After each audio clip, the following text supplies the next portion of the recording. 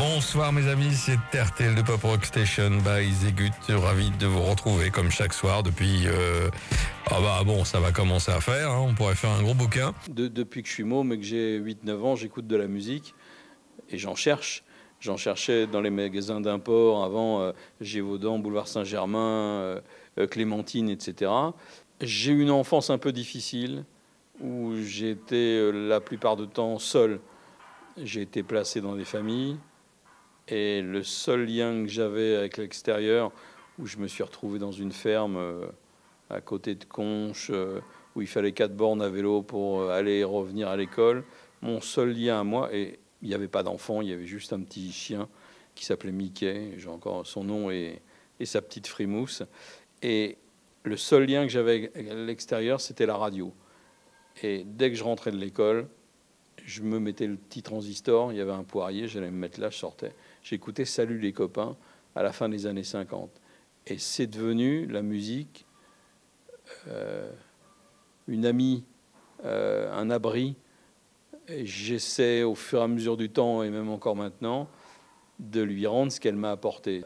Ça a tout le temps été, pas un leitmotiv, mais ma manière de vivre, tout simplement, quoi.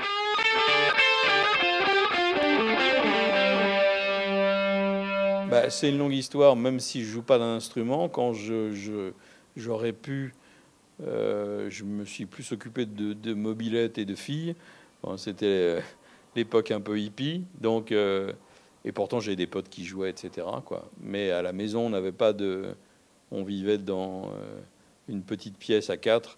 Il n'y avait pas de guitare, il n'y avait pas de piano, il n'y avait pas de place pour les instruments de musique, quoi. Alors que j'étais plutôt guitare électrique, j'ai rencontré une copine qui, elle, était plutôt gothico new wave.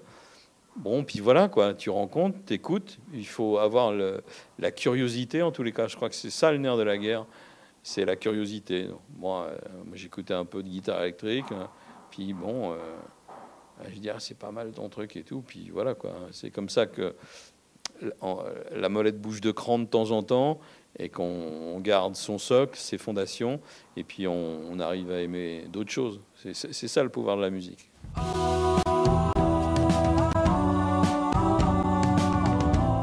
J'en revois beaucoup maintenant qui ont 30, 35, 40, 45, qui ont aimé l'émission de métal que je faisais, qui ont découvert AC/DC, Satriani, des choses comme ça.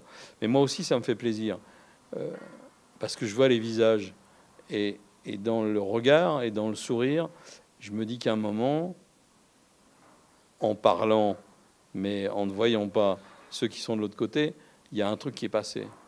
Il y a une transmission, une émotion.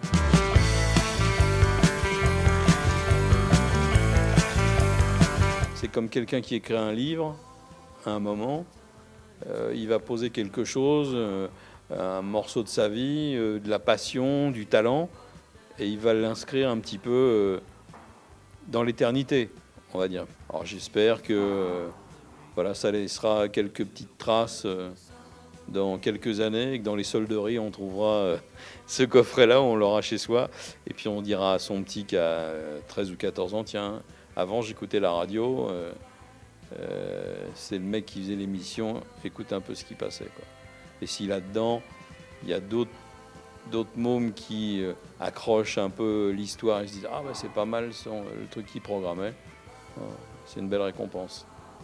C'est Nietzsche, je vais reprendre Nietzsche encore une fois, qui disait la vie sans musique serait une erreur. Donc voilà où on en est encore.